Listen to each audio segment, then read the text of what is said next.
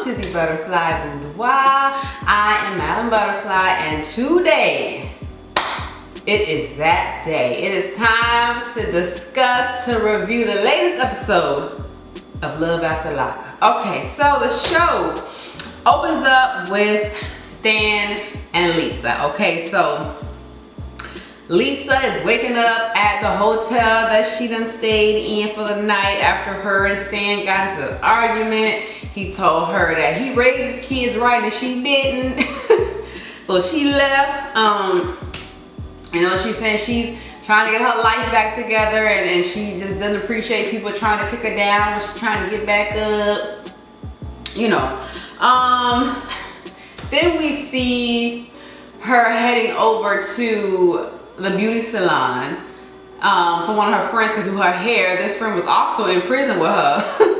Now look, Stan done spent $1,300 on 3 wigs for her, and she gonna go to the beauty shop and have somebody do her hair.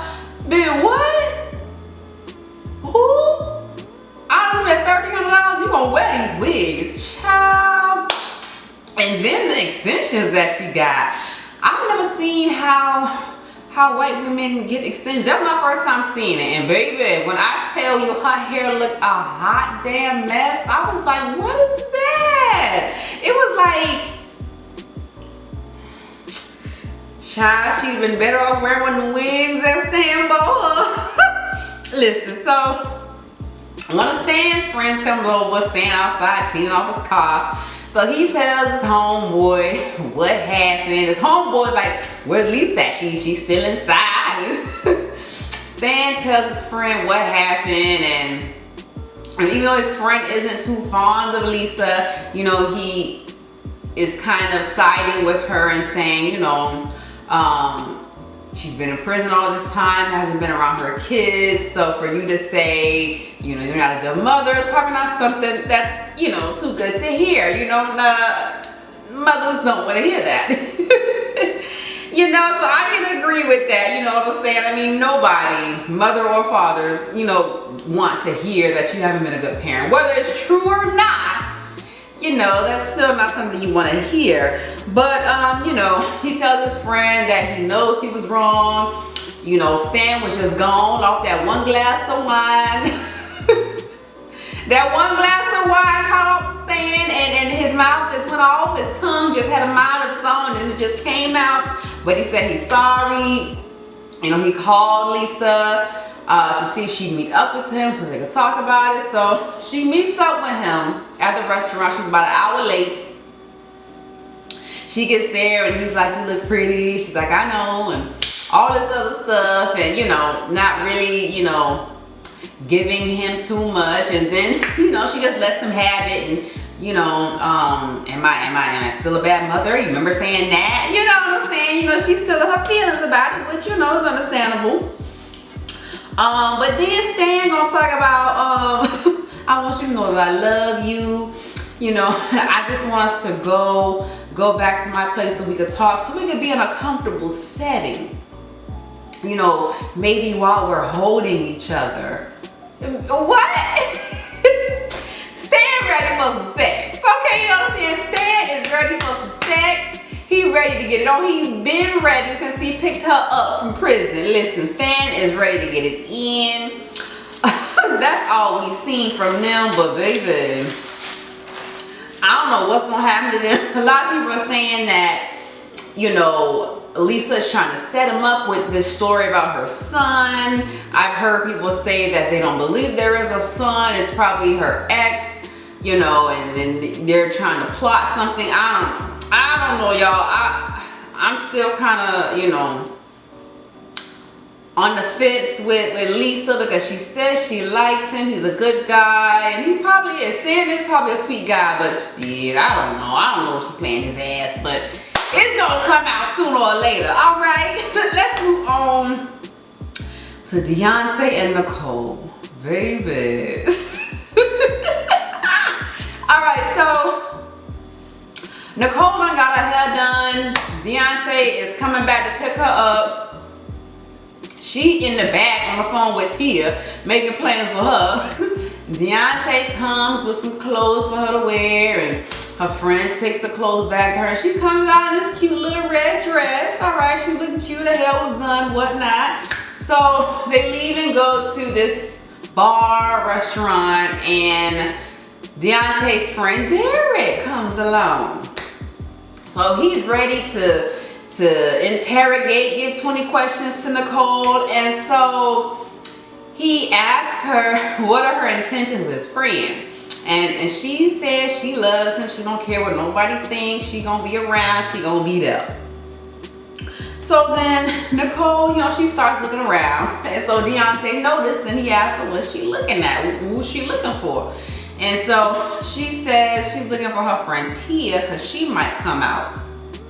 So then all of a sudden Derek, the friend, says, have you slept with Tia? Now for me, I was like, what? That just came out of the blue. I mean, for us, we already know what the deal is with her and Tia. We already know. But Derek don't know. So I just felt like that was weird for him just to say out the blue, did you sleep with Tia? After she just said she may come out. You know what I'm saying? Like, this is your homegirl coming to hang out with y'all. I mean, unless WeTV done did some editing and there was something in between, you know, between the conversation when Derek just all of a sudden said, did you sleep with her? Because it just seemed like, where would he get that from? Just out the blue, just because she said one of her friends might come up there. But anyway, so he asked how she slept with her. And she just starts to smiling and cheesing. So then you already know. They're like, what? You slept with her? So then Derek says something about, oh, so she got the strap. And then he's gonna go, what? She ain't never put the strap on me. That bitch just ate my. I was like, oh, was she telling all of this? I was like, you know what I'm saying? So she just forgot all of a sudden where she was at, and Deontay was next to her, and she just got all these. So what? She ain't never give me the strap, but that bitch ate my. I was like, whoa. Okay. So, I'm looking at my notes, y'all. Y'all know I take notes, baby, because there's a lot of stuff that I don't want to be forgetting. So, let me see. What happened after that, baby? Oh, so then, she tells them that her and Tia were in a relationship. And baby, when I hollered, let me tell you, I hollered when Deontay said, oh, but I can't even touch the motherfucker. I was like, yeah, you know what I'm saying? You got a point though. So then Derek asked how many women has she slept with in prison. And her ass had to think about it. So she said she's been with 6 women in prison and 4 of them she was dating. Baby, I mean, can Deontay really be surprised? I mean, that's what goes down in prison. I mean, you know, women sleep together, men sleep together. I mean, it's just what happens. But I mean, I guess I'm pretty sure she was telling Deontay, you know, that it's nobody, it's just him, and he's just gullible enough to believe it. So anyway, they start asking more questions, and she don't want to answer nothing. She goes outside. She's talking to Tia on the phone. Deontay comes up and, you know, he's like, why is it so hard for you to spend one night with me? And she's like, I'm just uncomfortable. And so then he says, oh, but you're not uncomfortable with me spending my money on you. I was like, oh, look who is finally standing up. Look who finally grew up hair. But, you know, also it's like, you can't blame her for you spending money on her. You know what I'm saying? That ain't her fault. That ain't her fault. You are the stupid one who's spending your money on her repeatedly when she ain't showing you no type of signs that she want to be with you. You are the naive one spending your money on her. So don't try to be like, oh, but you ain't uncomfortable with me spending. No, you chose to do that. You chose, like she said, she didn't ask you to spend your money. You chose to do that. So, you know what I'm saying? Don't be trying to put that on her. So then they leave, they go to his place. They on the couch. They start kissing. Then she says, I don't want to go too far. Then Deontay says, well, at least sit on my face. I'm hungry. Baby, when I tell you I had to pause the TV, I paused the TV and I was like, ah! He said, sit on my face. I'm like, girl, if you don't do nothing else, you better sit on his face and let him eat your pussy. Listen, Deontay is ready. He is ready. Him and Stan, they is ready. So, you know, she told him, you know, she just not comfortable and she's gonna sleep in the guest room and he sleep in his room. I'm like, what? Come on now, Deontay, ain't no way. I've been talking to your ass for over a year, done bought you all this stuff, and your ass gonna sleep in my guest room? Hell no, baby. So she says she's attracted to Deontay. He's got pretty eyes and pretty teeth, but he's scrawny. And he got little muscles. She said little muscles. Baby. So then she go in the room because she's sleeping in the guest room. He's sleeping in his room. She go in the room. She on the phone with her ex Zach. He done called her and she telling him she miss him and all this. Baby. She ain't no good. She trying to juggle Deontay, Zach, and Tia. She think it's fun. Child. Meanwhile, Deontay is in his room and he done pulled out Nicole Jr. I'm like, I can't with them. I can't. All right, so let's move on to Brittany and Ray. So we see Brittany at a clothing store and Ray calls her and he tells her he's getting out tomorrow. So, you know, she's excited.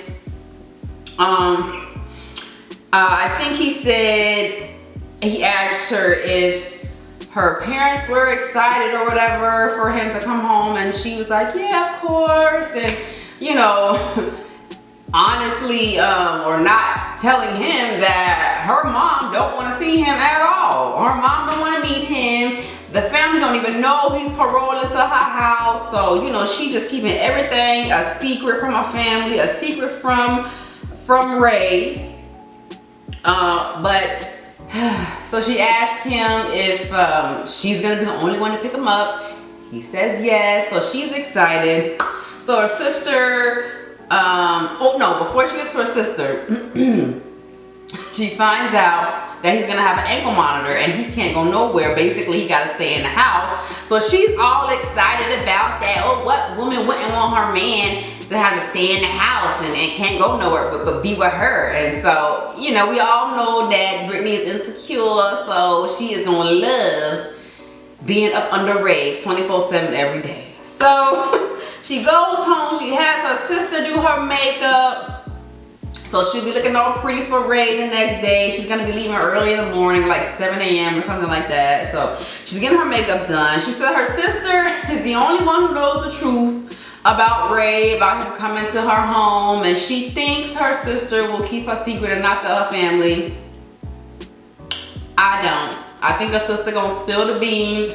It might be unintentional, it might not, but I think she gonna spill the beans. And even in the confessional, Brittany was, the look on her face, even though Brittany said, I don't think she's gonna tell. You can see the look on her face. She feel like she gonna tell. So I can't wait for that. So Brittany gets to the gym or the halfway house and she sees Ray, you know, she's outside and she can see him inside through the doors. And she's like, I see him. And then next thing you know, we see Grandma rolling up. And she's like, what is Grandma doing here? She's supposed to be the one picking up Ray, and now it's Grandma here. What's going on? Ray done called Grandma. How the hell Grandma know what time he getting out? So it went off. Their little part went off after that. I was so hoping after every commercial break it would get back to Brittany and Ray, because I wanted to know why Grandma was there. But that was it for Brittany and Ray, baby. She ready for some sex too. They all ready for some sex. All the people who was in the free world, they ready for some sex. They been holding out, you know, being faithful to the people in prison, and now they ready for some sex. You hear me? Doug and Rachel. Doug and Rachel. So Doug wants to visit his family. It's the day before Father's Day, and his father's health isn't doing too well, so he wants to go see his family.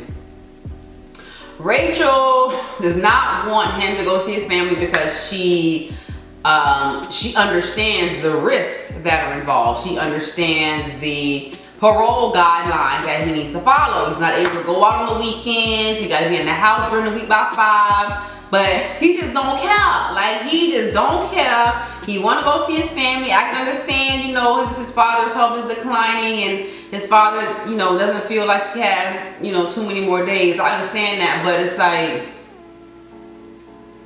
you got a son to think about too. You know what I'm saying? You get caught, you back to jail again. You done missed basically your son's whole life. But you know, he didn't care. He wanted to go.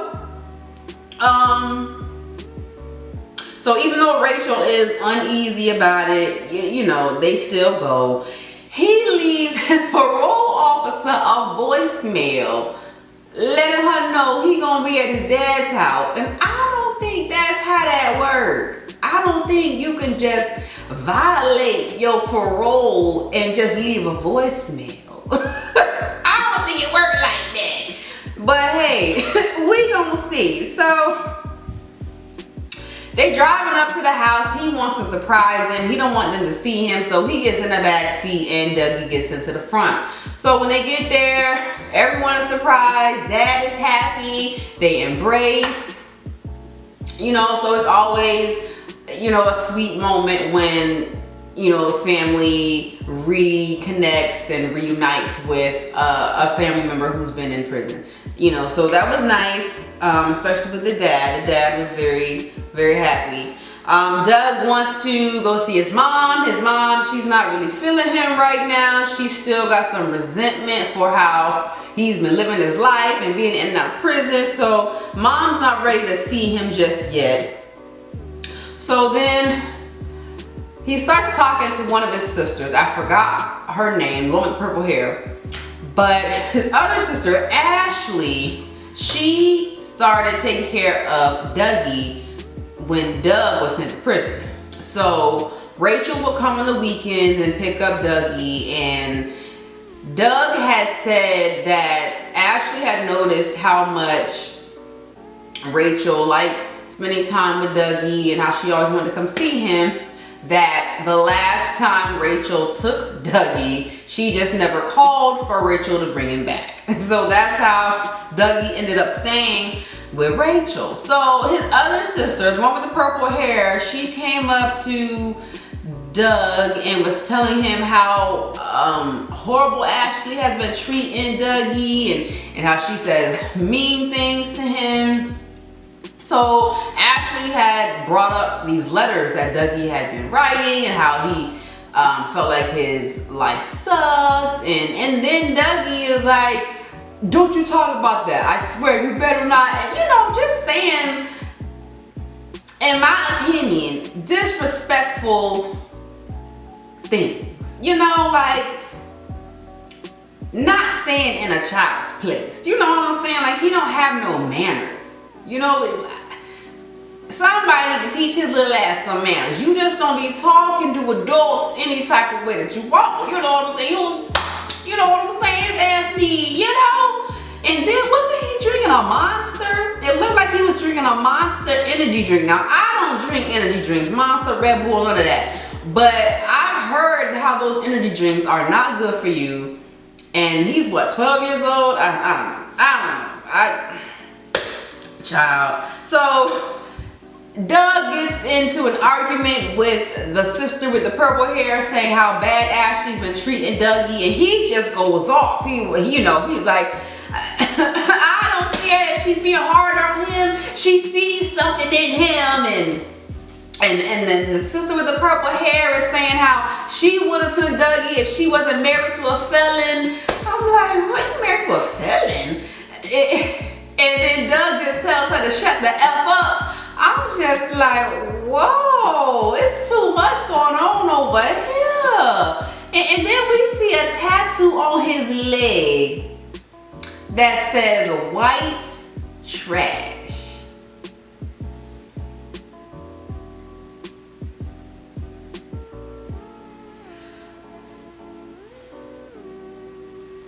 All I'm gonna say is,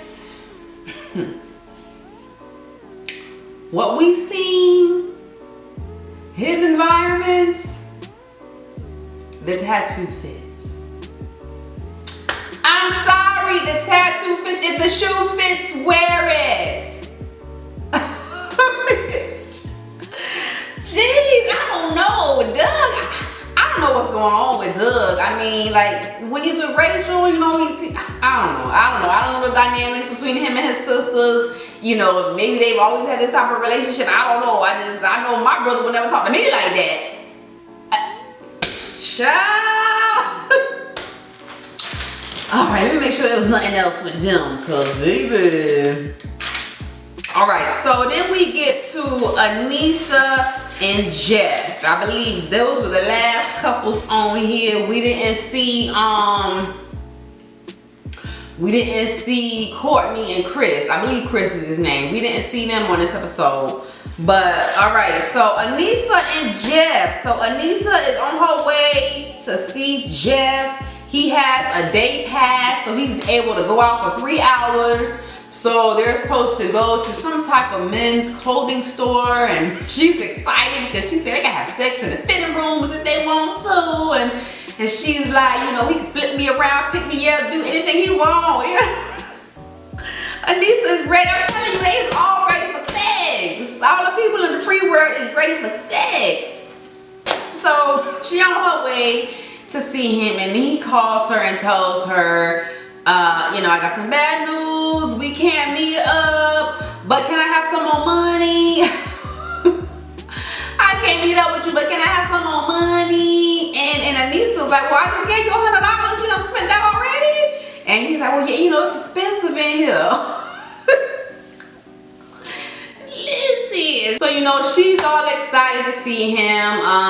She's, you know, a little upset that she can't see him. I don't remember the reason that he gave her of why he couldn't see her. I don't know if he had gotten in trouble or whatnot. I don't know. But he told her, you know, you gotta leave whatever stuff you bringing me on the picnic table. I was like, what?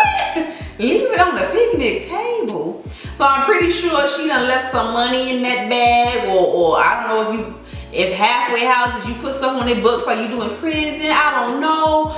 But yeah, she was disappointed. It wasn't too much with them in this episode. It was a short scene for them, but you know, she was disappointed, but she went and she left it on the picnic table.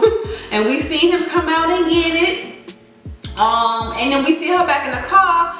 She was like, I wanted some sex. I thought I was gonna get some sex today.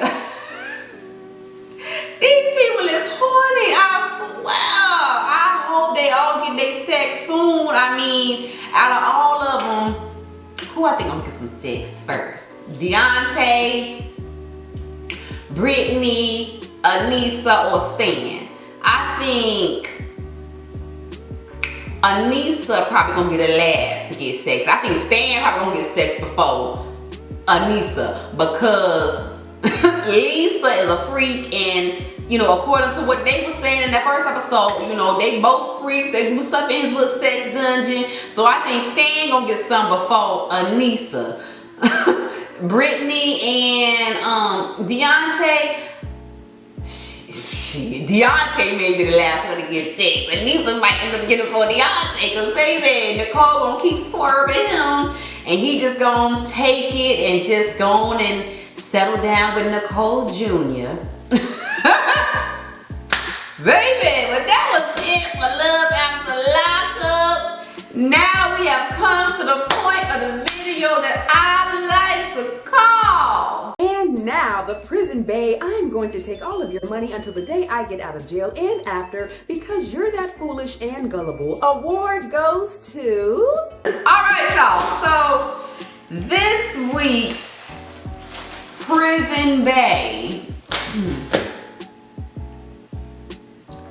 is gonna have to go to Nicole. I mean, hasn't it been Nicole every week?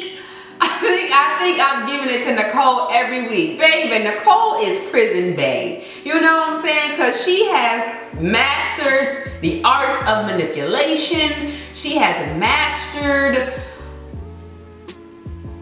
conniving. She has mastered lying. She's just mastered everything. You know what I'm saying? She's mastered on how to use her looks and her body, and you know, she's earned the title. She's earned the title. Deontay, he just gonna let her get away with everything.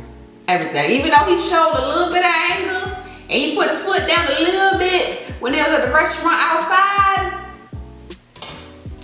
you see he still gave in. When they was on that couch, he was like, okay, I'm gonna respect you. Hold on.